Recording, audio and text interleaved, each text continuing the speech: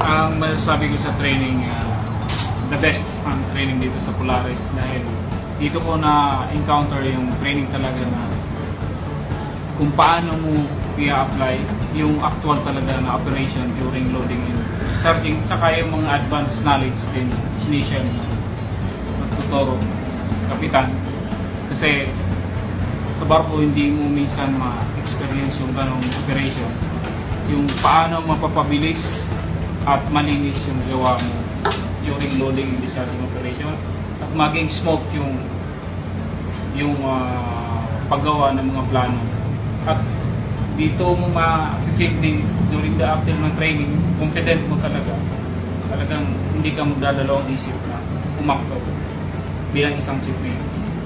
At kahit ilipad ka kung ano man na barko na bulk at anong klaseng loading computer, kasi dito mayroong iba-ibang klaseng operation, iba-ibang program regarding loading paggamit ng mga calculations sa barko. Yun ang masasabi, the best dito. Dito sa Polaris Trip, maganda yung turo. Bakit? Kasi hindi na nila ginulo-gulo pa yung explanation, direct to the point kaagad yung explanation ni Sir. So mabilis siya maintindihan, parang piniso na lahat ni Sir para mas mabilis mo ma-absorb, mabilis mo matutunan.